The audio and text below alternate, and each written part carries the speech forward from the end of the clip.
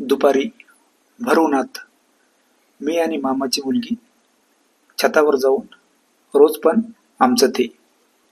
एक दिवस मामीने बघितले. मामी म्हणाली, एवढ्या उन्हात तुम्ही काय करता छतावर? नमस्कार मित्रांनो, स्वागत आहे तुमचं आमच्या चॅनलमध्ये. तुम्ही जर अजून आमचं चॅनल सबस्क्राईब केलं नसेल तर चॅनलला सबस्क्राईब करा. मित्रांनो, ही कथा आहे माझी आणि माझ्या मामाच्या मुलीची. तेव्हा उन्हाळ्याचे दिवस होते. मी तर मामाच्या घरीच असायचो.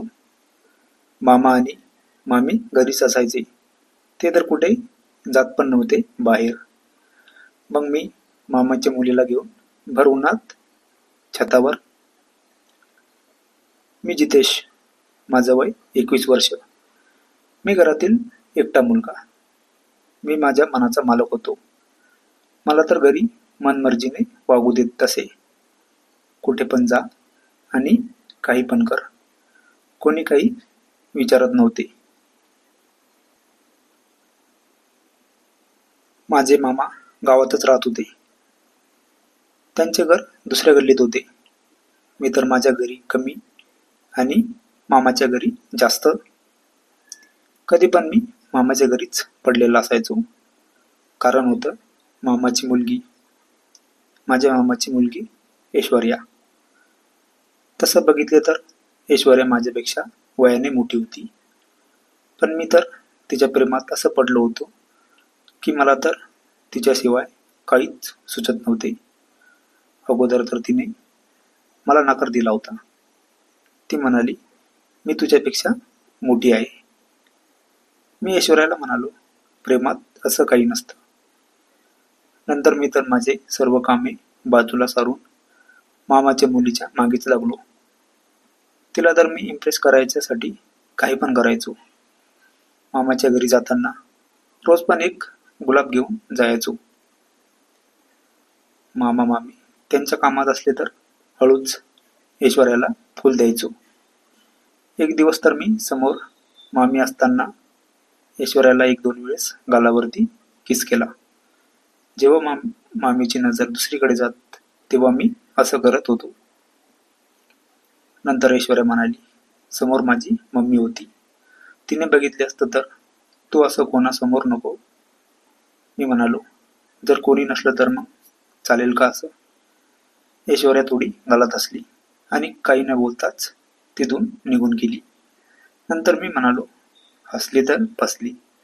तिने तर मला डोळ्याने इशारा दिला. खूप दिवसानंतर माझे काम सक्सेस झाले होते. आता तर मी माझ्या घरी फक्त रात्री जात असे. दिवसभर तर मामाच्या घरी. मामा आणि मामी तर बाहेर कुठेही जात नसे. ते पण घरातच असायचे. आणि ऐश्वर्याला तर स्पेशल रूम पण नव्हती. उन्हाळ्याचे दिवस सुरू होते. कॉलेज वगैरे बंद होती. त्यामुळे ऐश्वर्या आणि मी तर दिवसभर घरीच. मला तर असे वाटायचे की मामा मामीने कुठेतरी बाहेर जावं आणि आम्हाला एकांतमध्ये भेटू द्यावं. पण ना मामा बाहेर जात होत्या आणि नाही मामी बाहेर जात होती. मी तर ऐश्वर्याला म्हणालो, मामा मम्मीला बाहेर पाठवत जाणं कुठेतरी. आपण एकांतमध्ये कधी भेटणार? ऐश्वर्या म्हणाली, एकांतमध्ये कशाला भेटायचं? असंच भेटायचं. मी म्हणालो, एकांतात भेटत असतात. चल आपण छतावर जाऊया. ऐश्वर्या म्हणाली, किती ऊन आहे आणि तू म्हणतोस छतावर जाऊ? तेव्हा तर भर उन्हाळा सुरू होता आणि ऊन तर खूपच. मी तर कसे तरी ऐश्वर्याला वरती छतावर घेऊन गेलो आणि मग तर मला असा मोकाच पाहिजे होता. मी तर ऐश्वर्या म्हणाली, अरे कोणी येईल वरती? असं बघितलं तर? मी म्हणालो, कोण नाही येत एवढ्या उन्हात वरती. आता तर एवढे ऊन होते, पण मला तर थोडे पण ऊन लागत नव्हते. मी तर बेभान होऊन थोड्या वेळाने आम्ही खाली आलो. मामाची मुलगी तर आता रोज पण आमचं ते. मी मामाच्या घरी दुपारी गेलो तर मामा आणि मामी दुपारी थोडा आराम करत असे. नंतर मी आणि ऐश्वर्या लगेच वरती. आता तर आम्हाला ऊन वगैरे काही नव्हते. आम्ही तर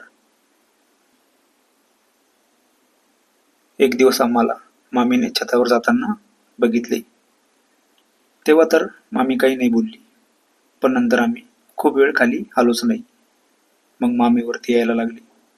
अगोदर मामीने आवाज दिला. मामी म्हणाली, एवढ्या उन्हात तुम्ही काय करता वरती? मामीचा आवाज ऐकून ऐश्वर्या तर घाबरली.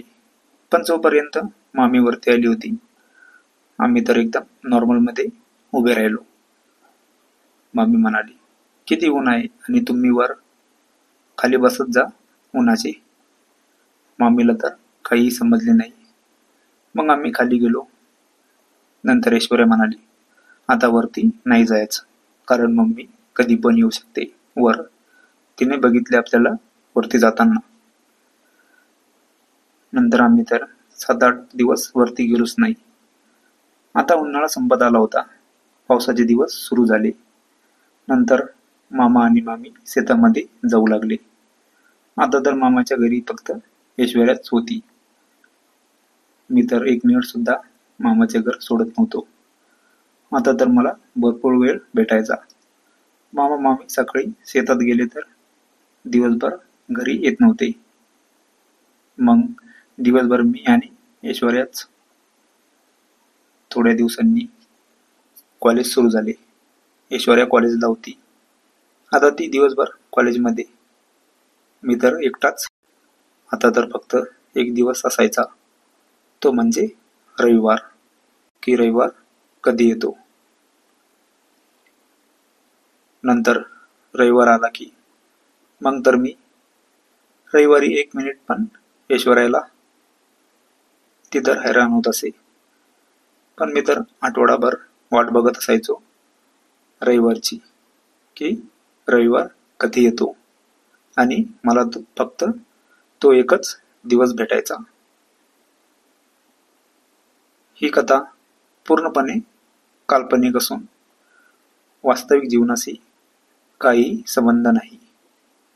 ही कथा फक्त आणि फक्त मनोरंजनासाठी आहे. मित्रांनो, कथा आवडल्यास चॅनलला सबस्क्राईब करा. धन्यवाद.